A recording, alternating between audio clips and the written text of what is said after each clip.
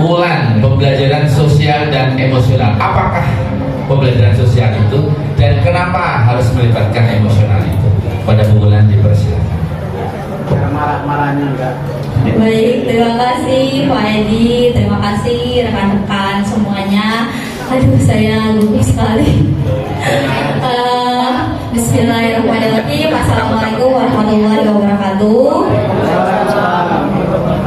Izin Bapak Ibu, materi tentang pembelajaran sosial dan emosional adalah sebuah materi yang saya dapat dari modul guru penggerak, dan saya yakin di sekolahnya masing-masing juga sudah disosialisasikan oleh rekan-rekannya yang ada guru penggerak juga, dan Bapak Ibu juga sudah sering mengikuti kegiatan webinar dan lain sebagainya. Ini kita sama-sama saling mengingatkan kembali ya Bapak Ibu materi yang telah kita dapat dan kita lakukan, hanya penamaannya saja untuk hari ini. Izin Bapak Ibu diperkenankan.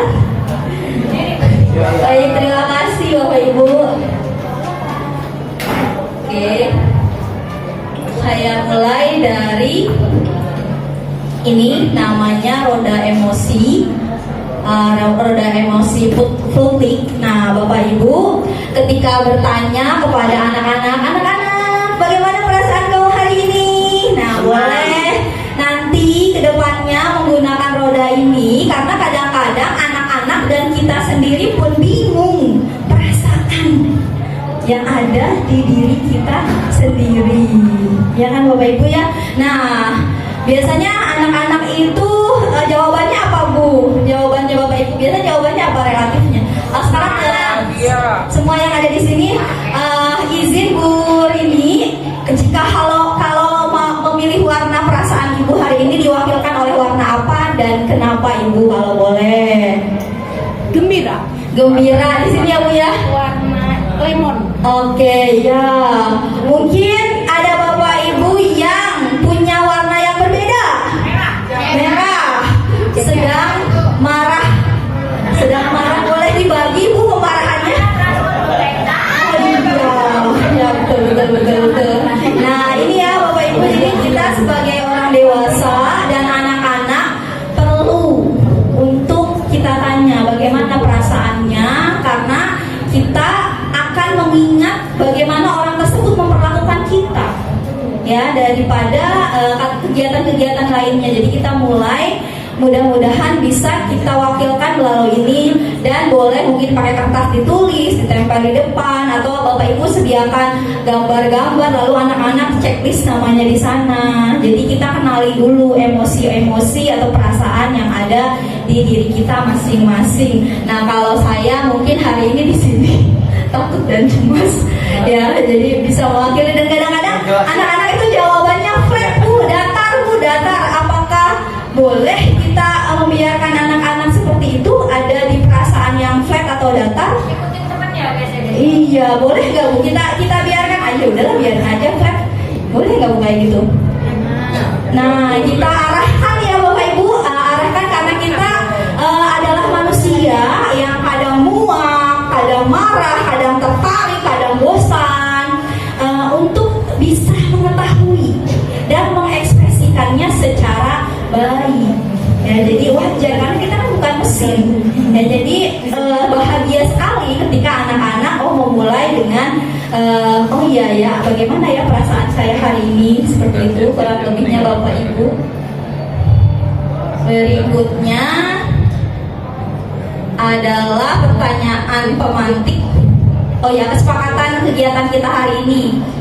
Ini kira-kira Bapak Ibu, supaya kegiatan atau pembelajaran kita hari ini berjalan dengan enak nih, hal-hal apa yang harus kita sepakati? Boleh, silahkan Bapak Ibu. Satu, jangan lama-lama, boleh, saya ketik. Oke, boleh. Karena saya tidak pakai laptop saya, jadi saya tidak bisa mengetik. Tapi mari kita sepakati. Boleh sambil makan bakso, misalnya. Boleh kita sepakati. Ya, mari kita sepakati. Apa aja Bapak Ibu? Boleh sambil ngemil. Oke, satu. Apa lagi? Pulangnya maksimal jam 2. Ya. Nah, biasanya bersama anak-anak kita ulang-ulang Bapak Ibu. Boleh izin ke kamar mandi tapi dengan sopan, misalnya kalau di kelas. Harus selalu gembira gitu Bapak Ibu. Ketika ada satu orang berbicara, yang lain mendengarkan dulu atau bergantian dalam berbicara. Nah, kalau disepakati di awal, insya Allah kegiatannya akan berjalan mudah-mudahan dengan baik. Ceritanya kita udah sepakat ya Bapak Ibu, ada 5 kesepakatannya. Ulangnya jangan lama-lama, boleh sambil makan, boleh sambil ngobrol, dan lain sebagainya. Jadi kesepakatan ini dibuat bersama-sama dan disadari untuk kelancaran aktivitas kegiatan pembelajaran atau kegiatan hari ini misalnya. Ya Bapak Ibu. Lalu pertanyaan pemantik. Apa yang Bapak Ibu ketahui tentang pembelajaran sosial dan emosional? Silahkan Pak Edi, silahkan Pak Edi. Itu jangan ngobrol aja ya. Apa yang Bapak ketahui tentang pembelajaran sosial emosional? Apa ya? Jawab Edi, jangan ngobrol aja. Saya nggak tahu Bu. Oh iya. Saya nggak tahu Bu, lagi bete kenapa bilang ke saya. Tapi boleh tunjuk temannya satu. Boleh ini Bu. Oh iya, silahkan. Edi juga Ya. lagi bete Bu sama Edi. Itu kan lagi itu. Oh, pembelajaran sosial sama emosional ya Bu ya. Coba Luis. Ya betul, kita agamanya sedang ini ya Bapak Ibu. Di kelas kan hal itu terjadi ya Bapak Ibu. Luis lagi ngitung uang kas Bu. Ya, mungkin ada yang lain. Pak Edi kan Edi biasanya Edi. Bu, ada jawabannya untuk menciptakan lingkungan.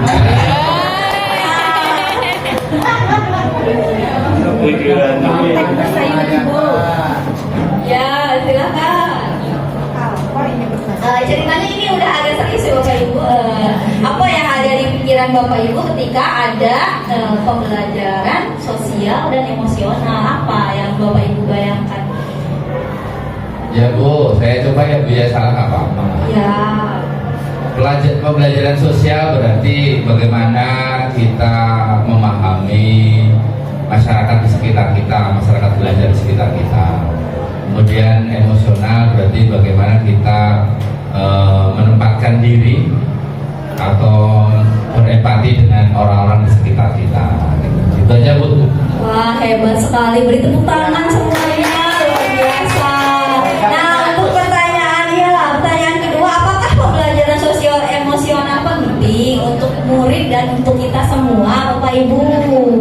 Kira-kira, ya. Kenapa ya? Ada yang bisa? Ayo Bu. Oh iya. Yang sosialnya banyak. Ada. Oke, ya Bapak. Jadi kita menyadari bahwa kita semua adalah makhluk sosial, ya kan, yang keberadaannya membutuhkan orang lain, dan kita sebagai guru kadang-kadang sering sedih. Ada muridnya pintar, baik, tapi kalau udah lulus sombongnya. Mungkin ada ya, mungkin ada muridnya nakal, tapi kalau udah lulus dimanapun berada menyapa dan luar biasa. Nah, yang kita mau bagaimana? Yang kita mau adalah murid yang secara akademik baik, tapi juga kontrol sosialnya, ya, kecerdasan emosional sosialnya juga baik. Mudah-mudahan itulah harapannya, karena kita semua membangun negeri ini adalah bersama-sama, saling melengkapi.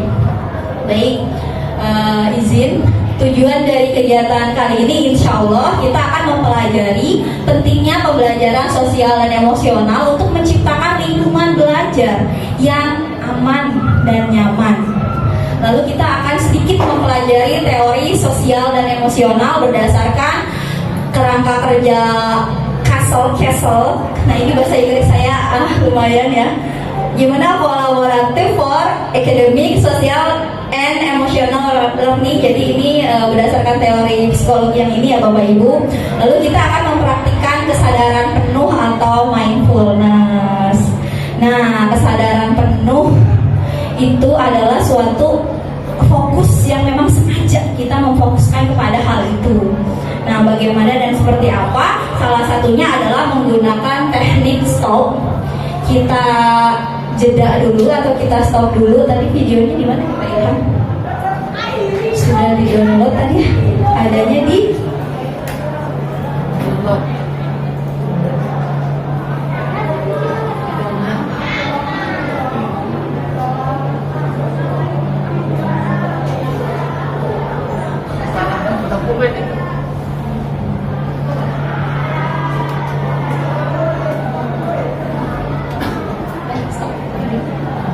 Oke, baik Bapak Ibu, kita ikuti yang dianjurkan di video ini. Amati nafas, amati perasaan, pikiran, dan lanjutkan kembali aktivitas.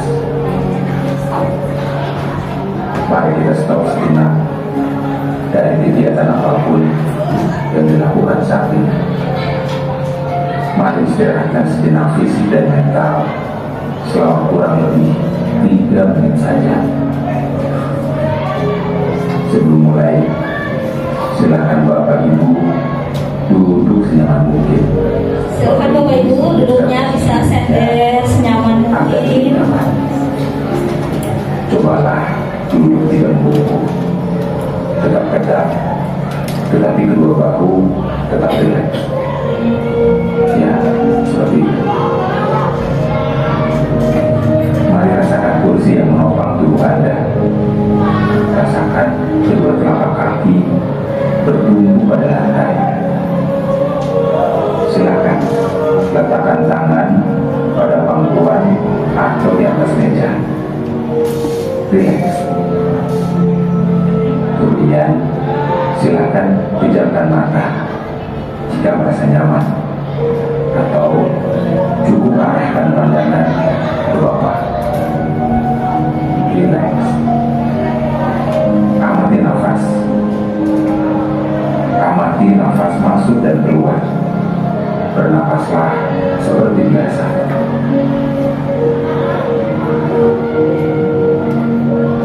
Saat bernapas, rasakan udara masuk dan keluar melalui lubang hidung.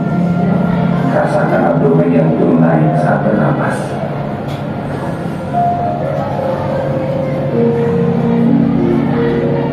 Mari nafas ini pelan dan dalam.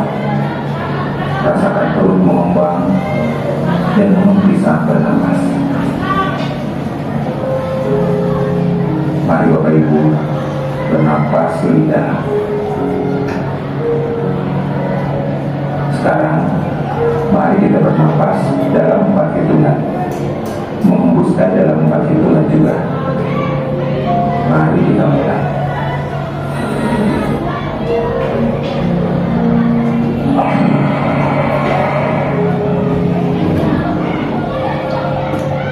Amati tubuh yang terasa lebih rileks saat mengeluarkan nafas. Mulai dari otot wajah, sekitar dahi, kelopak mata, pipi, rahang, dan dagu. Kemudian kedua bahu, lengan atas, dan jari jemari Anda. Amati nafas yang lebih tenang dan pelan. Amati perasaan Anda saat ini. Tarik nafas, tahan 4 detik, keluarkan 4 detik. Amati pikiran Anda saat ini. Apakah yang Anda pikirkan saat ini? Apakah pilihan yang akan Anda lakukan setelah ini?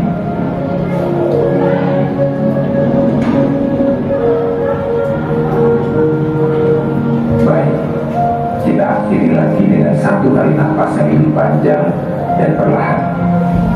Mari kita hitung dalam hitungan 5 untuk menarik nafas, dan 5 hitungan juga untuk membuang nafas. Mari kita mulai.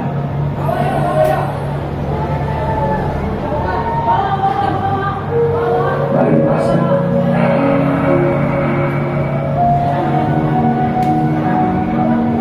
Ya Bapak Ibu, silakan lanjutkan kembali kegiatan dengan membawa perasaan yang lebih tenang pikiran yang lebih fokus, dan tubuh yang lebih rileks. Terima kasih. Nah, Bapak Ibu, itu salah satu KSE atau untuk melatih bagaimana kita bisa fokus lagi. Jadi tadi waktunya kira-kira akan menyita jam belajar tidak Bapak Ibu? 5 menit kalau tidak salah dari video.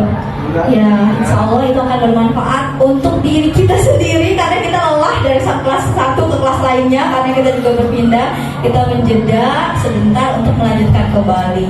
Itu nanti dalam perjalanannya mungkin ada masih anak-anak yang tertawa dan lain sebagainya, nggak apa-apa Bapak Ibu berproses. Musiknya bisa diganti, nggak pakai musik, suara Bapak Ibu yang membuat anak-anak tertegun dan lain sebagainya itu boleh. Jadi tidak mesti menggunakan ini, tapi misalnya mau membantu silahkan, tinggal menggunakan video yang tadi. Nah, ini kita semua insya Allah menyadari bahwa pendidikan adalah sebuah usaha untuk menuntun segala kekuatan kodrat yang ada pada anak-anak agar mereka dapat mencapai keselamatan dan kebahagiaan yang setinggi-tingginya baik sebagai manusia ataupun anggota masyarakat.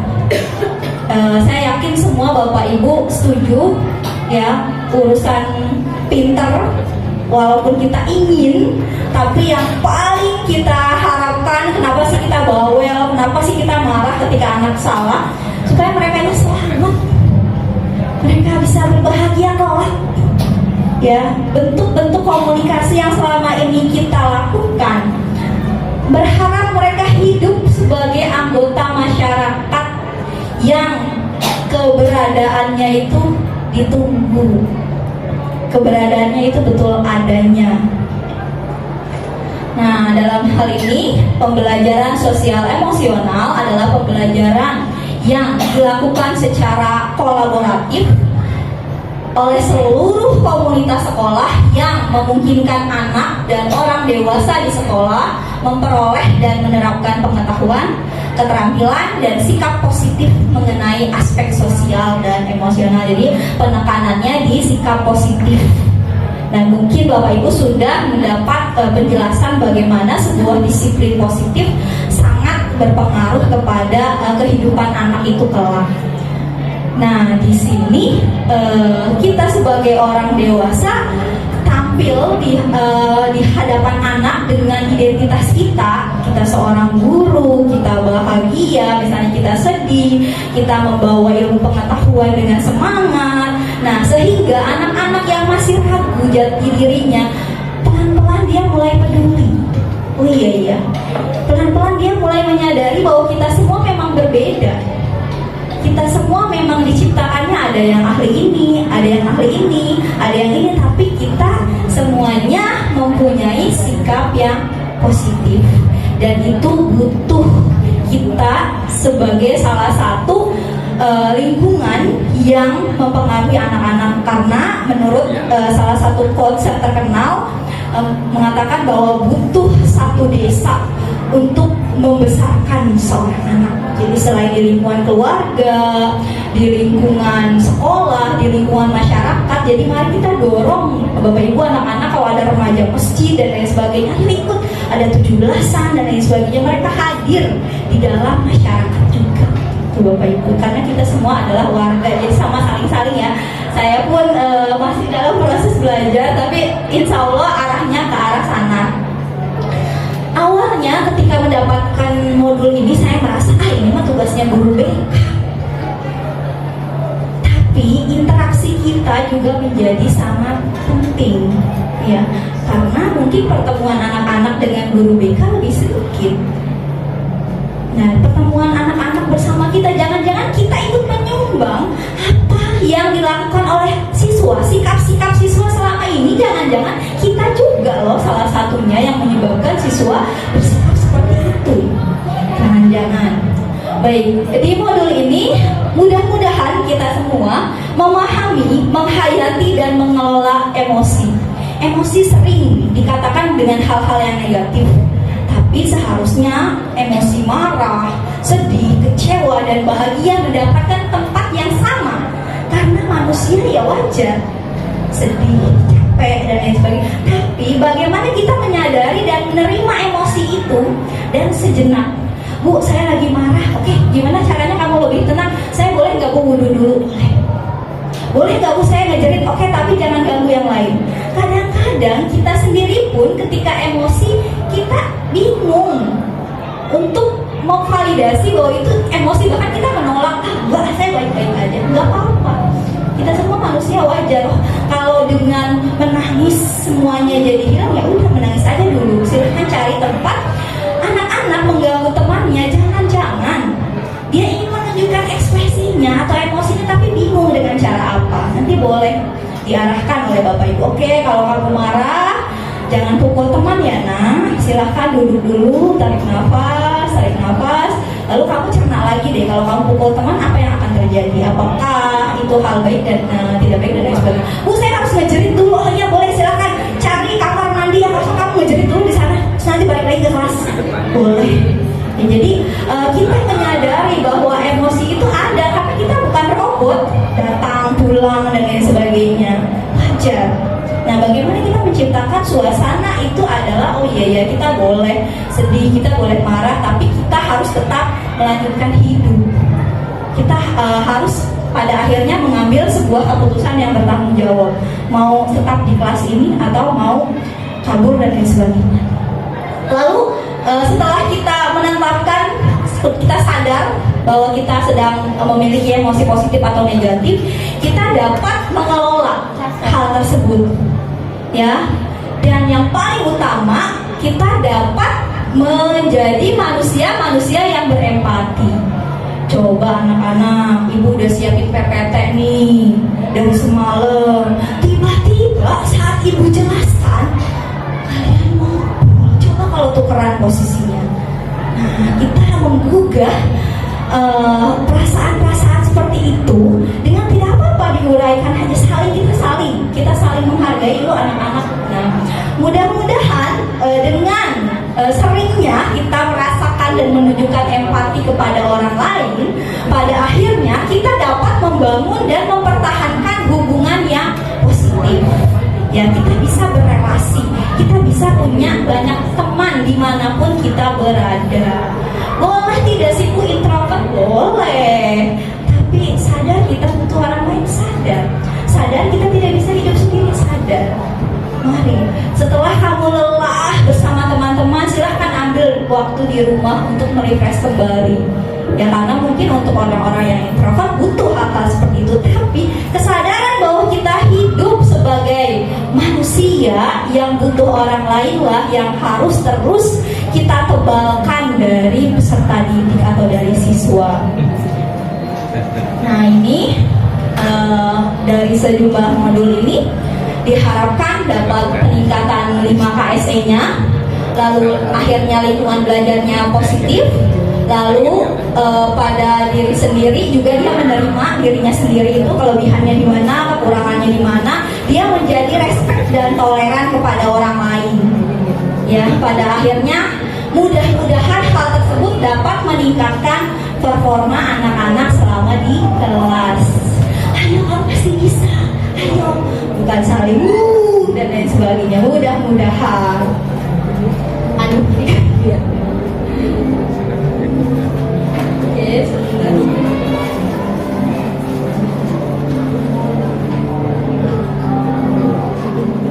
Ini yang dimaksud dengan kompetensi sosial emosional. Jadi dimulai dari kesadaran sosial, jadi memahami kesadaran diri, memulai dari kemampuan untuk memahami perasaannya, emosinya, nilai dalam dirinya. Apa sih bedanya pelajar dengan bukan pelajar? Memahami bahwa nilai kamu ada karena kamu tuh belajar.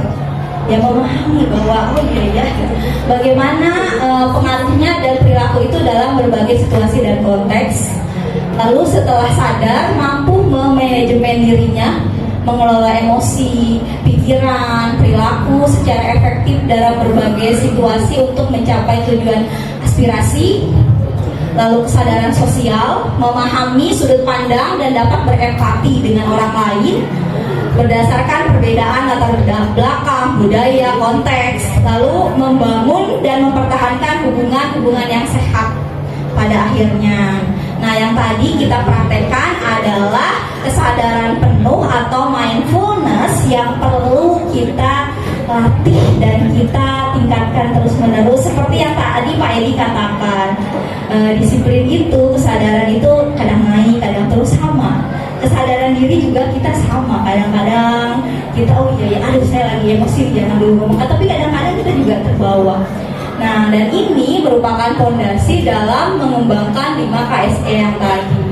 Kesadaran penuh dapat diartikan sebagai kesadaran yang muncul ketika seseorang memberikan perhatian secara sengaja, memang sengaja untuk fokus pada kondisi saat sekarang dan dilandasi ingin tahu dan belas asih. Iya ya, kasihan gurunya misalnya. Dan itu harus terus dilatih. Caranya misalnya tadi kita fokus dulu deh, kita jeda dulu deh, kita apa dulu, dan atau mungkin boleh melakukan aktivitas lainnya. Secara spesifik, latihan berkesadaran penuh yang konsisten dapat memperkuat hubungan sel-sel saraf neuron otak yang berhubungan dengan fokus, konsentrasi, dan kemudian kesadaran. Nah, ini seperti ini, dan ini tidak berkaitan dengan agama apapun. Mungkin Bapak Ibu yang sering melihat medsos ada di Bali tempat wisata yang seperti ini. Handphonenya dikumpulin dulu beberapa hari, kita refresh, dan ini tidak berkaitan dengan agama apapun. Nge-refresh aja, karena kesibukan kita selama ini, paparan gadget dan lain sebagainya, mau tidak mau mengambil fokus kita, mau tidak mau kesadaran penuh kita mulai terkikis secara tidak kita sadari.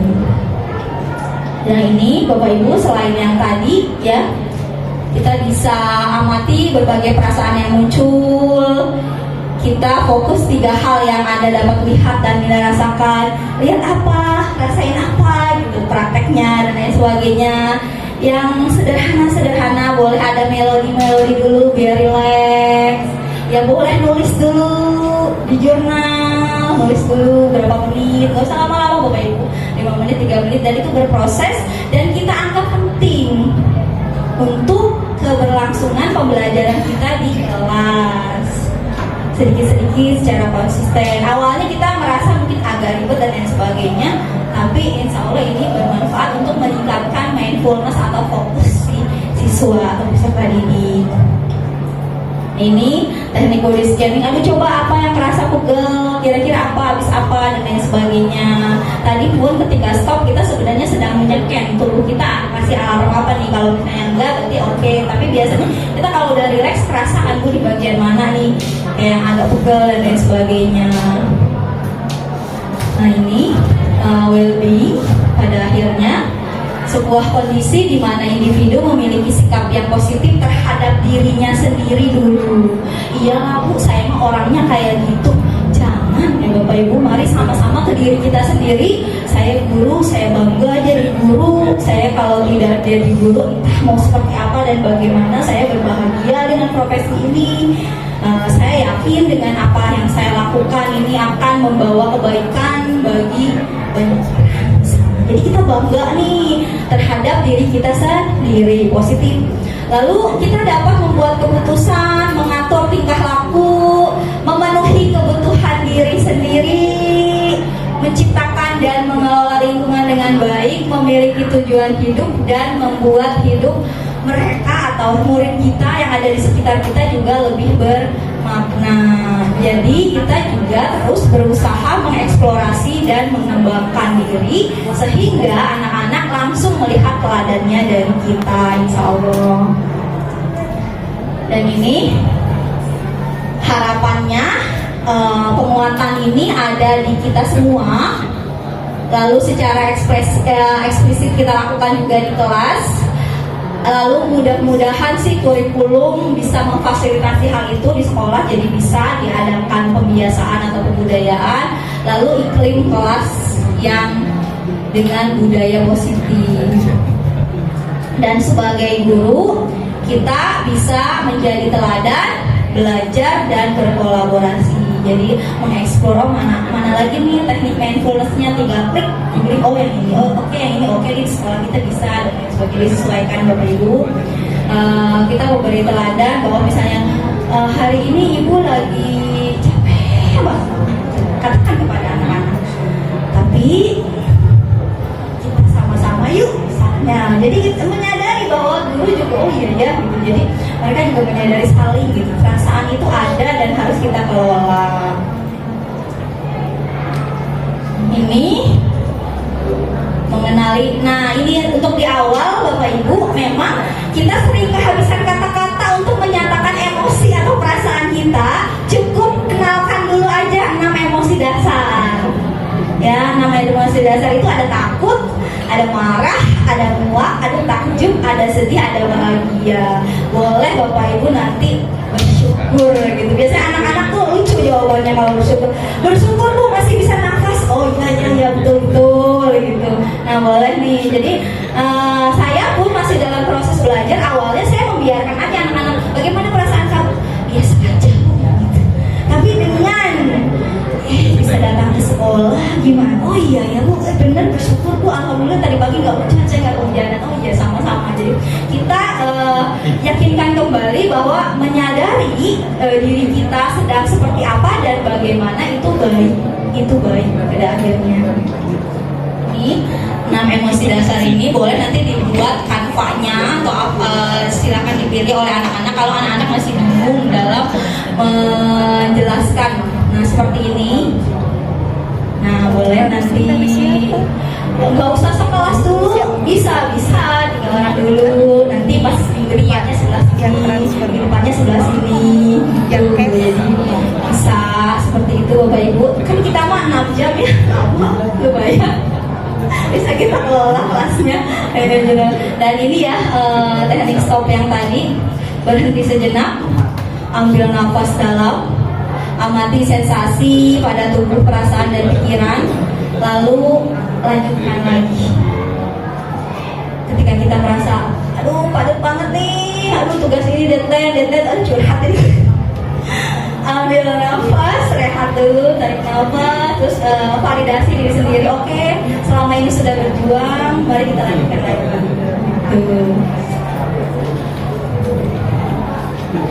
Ya, apa sih yang terjadi di balik stop menurut ahli psikologi ini ya? Saat jeda saraf parasimpatik menenangkan tubuh dan memperlambat detak jantung, menurunkan tekanan darah, memperjelas fokus. Nafas yang terkontrol mengurangi kecemasan, tingkat stres dan mendukung kekuatan otak bagian atas. Dan ini balik lagi ke fokus. Dan hal ini terus harus dilatih dan dikembangkan. Apalagi yang masih anak-anak ya Bapak Ibu. Nah semua ini pada akhirnya katanya anak zaman now itu kurang berjuang atau daya reliance-nya. Nah apa sih reliansi itu? Kemampuan individu untuk merespon tantangan atau trauma yang pernah dialami dengan cara-cara yang sehat dan produktif. Nah sumber kekuatan dari reliansi itu, saya punya apa? Saya punya apa? Oh saya punya orang tua, saya punya sekolah yang hebat, saya punya guru yang mau dengerin saya gitu. Dia menyadari saya punya apa? Lalu dia menyadari saya adalah siswa, saya adalah guru, saya seorang ibu dan sebagainya. Lalu saya dapat ya, usaha-usaha apa yang bisa kita lakukan untuk memecahkan suatu persoalan. Nah ini 3 sumber reliansinya. Dan kesadaran sosial atau berempati lah yang menjadi PR bersama-sama kita semua. Ya, apa yang dirasakan orang tersebut, apa yang membuatnya merasa demikian, apa yang mungkin akan dia lakukan, mengapa dia melakukan hal itu, mengapa ya hari ini misalnya Pak Edi judes dan yang sebagainya, di posisinya, apa yang saya rasakan jika mengalami kejadian tersebut, bagaimana posisinya jika dibaliknya. Dan ini membuat kita berpikir beberapa kali ketika kita mau berekspresi atau menyatakan sesuatu. sosial seperti ini. Lalu keterampilan berelasi, kerjasama, keterampilan menyampaikan pesan dengan jelas dan mendengarkan secara aktif atau hadir sepenuhnya. Bagaimana ya Bapak Ibu supaya kita hadir sepenuhnya? Ada yang punya pengalaman supaya hadir sepenuh-penuhnya gimana? Yang pertama, kita tidak boleh menyela ketika seseorang sedang berbicara. Biarkan dia berbicara dulu, lalu gestur kita juga padanya. Ketika teman ngobrol kita sudah mulai melakukan aktivitas yang lain, berarti dia sedang tidak bersedia untuk mengobrol dengan kita.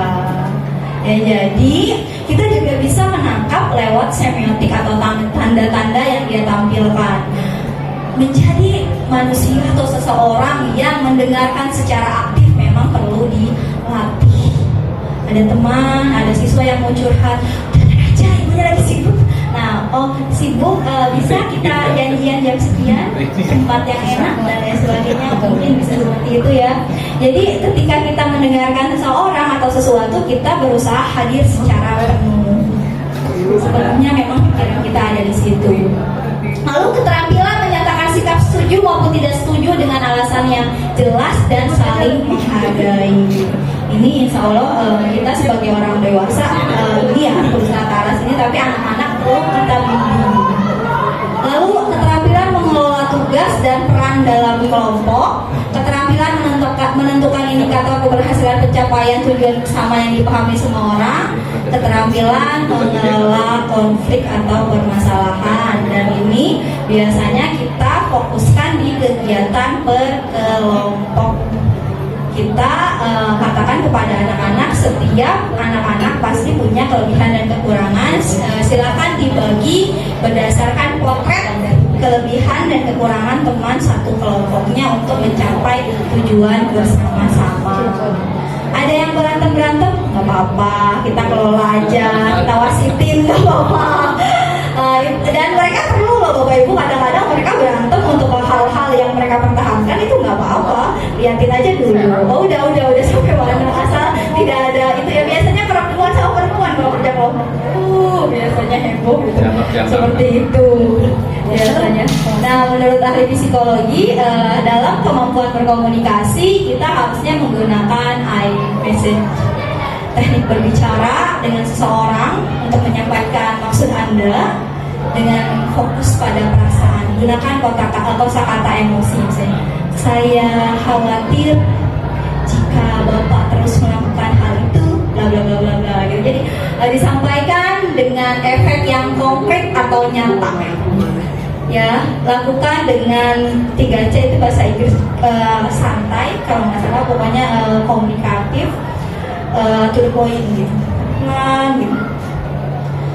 Nuansa emosinya yang lebih positif, tidak terasa memojokkan lawan bicara, terbukti dapat menyampaikan pesan, membangun komunikasi lebih lanjut.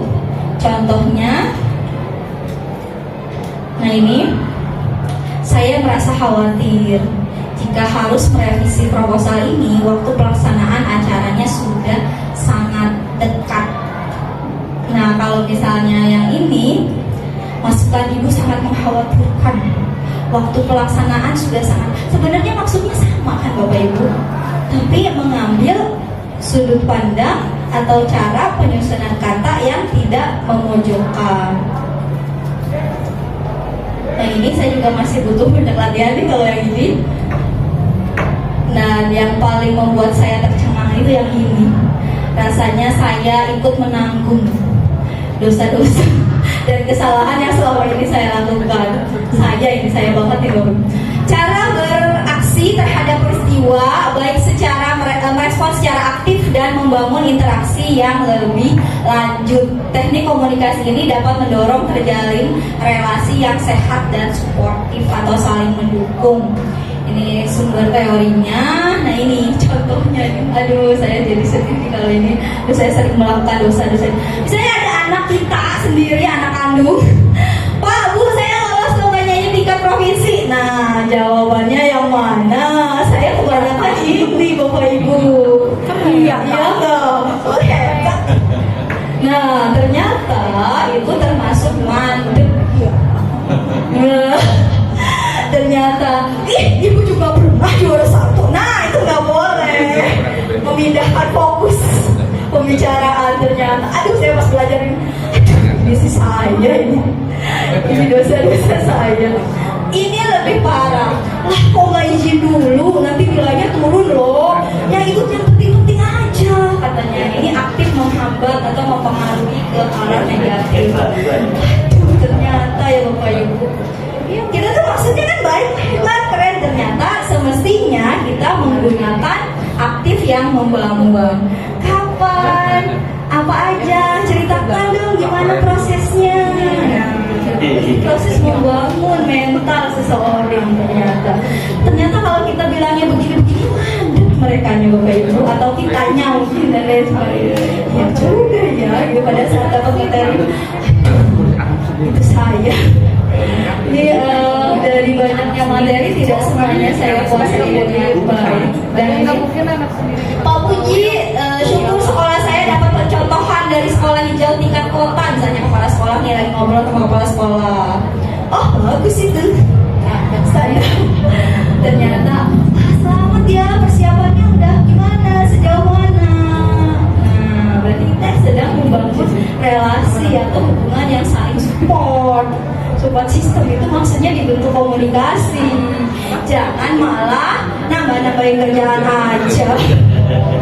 Itu berarti aktif tapi menghambat. Kalau yang ini juga alah tuh dan lain sebagainya. Iya ya. Nah itu berarti akan menghambat ya. Besok nggak mau lagi lah. Tapi insya Allah sih kita nggak boleh ya Bapak Ibu kalau kesini ini ya Bapak Ibu ya, biasanya kita tuh sederhana itu ya. Ternyata itu membuat seseorang atau sesuatu itu menjadi mandek dianya. Ya, jadi ketika dia ditanya prosesnya bagaimana dan lain sebagainya, kita sedang membangun dasar percaya dirinya dia. Kita sedang menyumbang hal yang sangat bermanfaat ternyata buat dia untuk kehidupan moralnya. Jadi dia tidak merasa sendirian. Dan ini pengambilan keputusan yang bertanggung jawab apapun sikap yang kita tampilkan. Mari menggunakan coach katanya. Problemnya apa?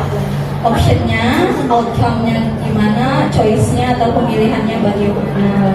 Apa sih harapannya? Apa sih akar permasalahannya? Apa saja yang bisa kita lakukan? Ada nggak sih pilihan yang beda tapi tetap permasalahan itu akan selesai? Bagaimana ya konsekuensinya? Apakah kita kuat menghadapi konsekuensi kalau itu yang kita pilih? Dan lain sebagainya. Nah, dalam mengambil sebuah keputusan, mudah-mudahan kita menganalisis sederhananya. Kata seseorang pernah bicara, apa yang kita putuskan 5 menit akan kita jalani 5-10 tahun. Apa yang kita katakan 5 detik mungkin akan membekas di hati orang bahkan sepanjang hidupnya ya, bisa jadi. I love you gitu. Seperti itu. Dan semua ini saya ambil dari ibu dosen psikologi UI ya, dari semua materi hari ini dari sini luar biasa. Ketemu Zoom meeting sama beliau ini luar biasa, masya Allah. Kesempatan menjadi guru penggerak, kesempatan ketemu sama instrukturnya langsung, jadi langsung memang ahli psikologinya dan beda mungkin ya cara penyampaiannya lebih hebat gitu, lebih ngena gitu. Nah itu Bapak Ibu, mari kita berefleksi. Saya akan mengirimkan sebuah link di grup WA